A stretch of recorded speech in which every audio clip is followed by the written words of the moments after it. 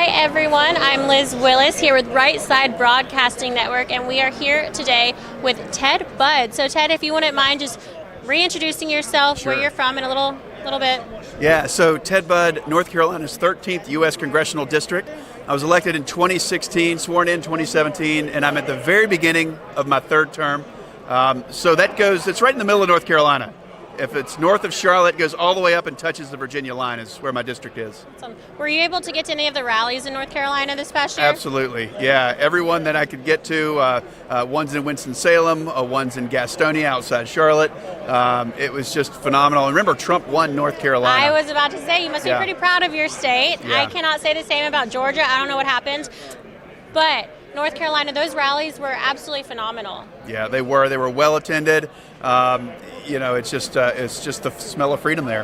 It was great. How's North Carolina doing right now amidst everything? What's the general consensus of, I guess the economy, the freedom? Yeah, it's an amazing state. It goes from the mountains to the coast.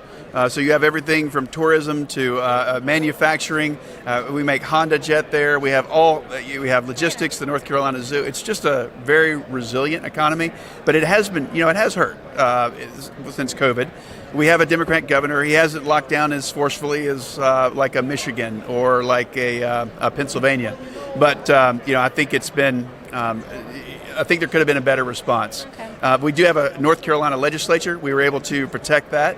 And I'm just so proud of those that go to Raleigh. That's about half my job, is to say, you know what, that's actually the state legislature. And I want to make sure that we protect the sovereignty and the power through federalism of the state's legislature.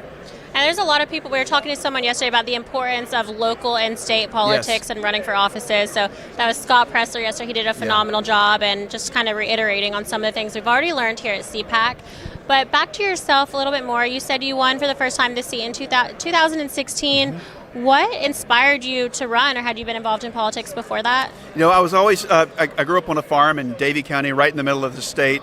And we had a small but growing business in the city that my dad had started. So we were always about either serving customers or serving in the community, serving at church.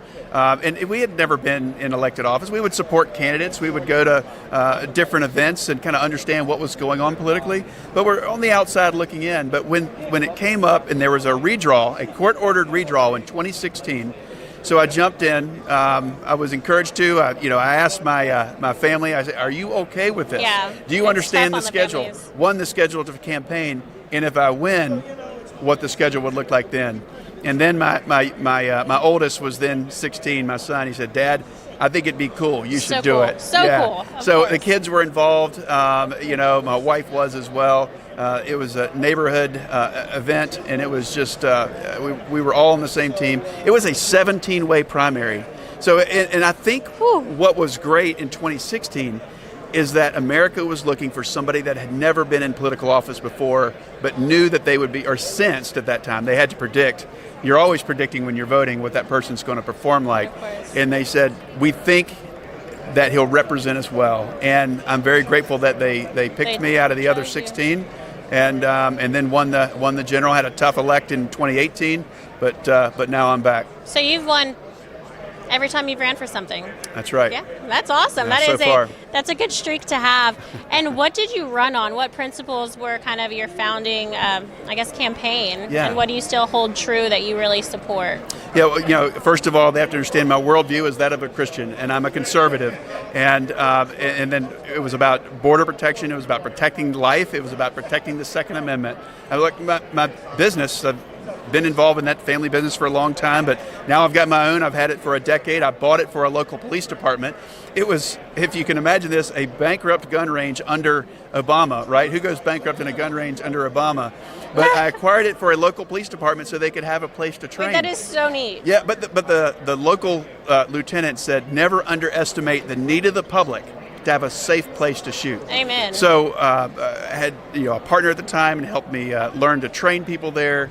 We eventually became a federally licensed firearm dealer, And it makes you feel like a genius these days, but it's just a great team that runs that. So is this still up and running? It's still up and running. It's north of Winston-Salem okay. in a town called Rural Hall, right on US 52. Do y'all have any Glock 380s in stock? I think we can help out, so because let's talk offline. I am looking. That would be a Glock 42 model, yeah. and it's fabulous. Yeah, that's what I want next. Yeah. I have a Ruger LC9, but I don't know. I don't love it. Sorry, Ruger. Anyways, I'm from Georgia. I grew up, spent half my life, I guess, growing up on a farm, a pine tree farm, so different than animals.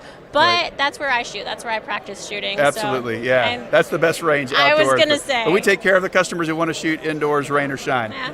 So not everyone has a farm to go on. So now there's a couple topics we talked about before going into this interview, and I'll let you go soon. I know you're a busy man. But one of the main things I think we talked about was 1776. Being on the rally, the campaign trail with President Trump, he mentioned that a lot. He was very proud of it, to kind of teach American students the history of our country and not let that get lost in translation and lost to the liberal agenda of what they want to educate our children with. So tell us a little bit more about that. Yeah, well, this was created as a counter to the 1619 project, which came out in August of 2019. Basically, which reframes U.S. history and puts slavery at the center of the national narrative. It was a very dark period in our history. We've overcome it. The Founding Fathers set up a process to overcome it. It took, I think, too long. We overcame it. And then you look at Civil Rights 1968 and the years surrounding that, and we've always marched forward. We've gotten better. But the problem is that you make it all about slavery, and you teach people that America is hopeless. It's bad. It's evil. And you put that in, right now, 4,500 classrooms across our country in all 50 states, and you begin to create either two things. One is a class that's guilty, or a class that's victim. Yeah. And so that cedes power to government to try to fix the problem. And it's a heart problem for mankind, and we have to realize that it's the 1776 project and the principles that it represents that talks about our Creator, our inalienable rights that come ultimately, and our value as people that comes from our Creator. And that's rooted in the principles of our nation. Absolutely. It's so important to have some sort of balance, to understand history, let us never repeat that mistake, but to know that we did overcome it. We were speaking with, I think he's out there, Father Frank Pavone earlier, and he talked about, like you said, so we have to dig deeper. Our Constitution, our Founding Fathers, they wrote that everyone should be equal and then we should never have to deal with that. But at the same time, what you mentioned, I mean, America beat slavery. We don't use it, and let's focus more on what we've overcome in life as well. You have to focus on the positive. So what is the solution that you think the 1776 would help that? Absolutely. We have to develop this into curriculums to replace the 4,500 classrooms that it's been in for several years. You know, this is the future. This trains kids what to think. We don't want to train them what to think. We want to train them about the founding principles of our nation so that they can live out of those freedoms. You know, people, when you think about our country and they talk about how bad in 1619 project, how bad our country is, but people vote with their feet. Look at the immigration problem we're having, and that is a real sign. We bring 1 million people in. There aren't 1 million people leaving our country. There's 1 million people coming in legally with an L to our country, voting with their feet, saying where we are here in America is better than where they're coming from. So that's a great testament to how strong we still are as a country, and that people from around the world still want to be here. And now that's one of the reasons we have an illegal problem on our border, right? They want to be here. And because we've done things right, we're living on the founding principles of our fathers, and we need to continue to do that. Very well said. I couldn't say it better myself. People want to be here. Last question, we mentioned it a little bit, but just for our viewers back home, you said the Biden administration, they don't want this to happen. No, on day one, he had a pile of executive orders. Day one of his inauguration, canceled it. So we talk about our founding fathers. We talk about the hope of our great nation, and he cancels it. That's just one more thing in their cancel culture that they've done. Absolutely. Very disappointing. But we have institutions like Hillsdale and others that are still developing it. So it still exists, and I would encourage your viewers, your listeners to go out there and download it. It's only a 42-page framework document. So read it, understand it. It's a great starting place to develop a lot of things from.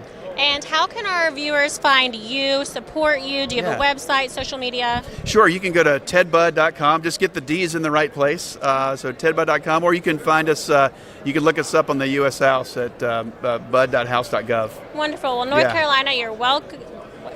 You are lucky to have him represent. Just say y'all, right? Yeah. Y'all. I got it. Great. I can do that at least, right? Yeah. Thank you so much, Ted. Thank you.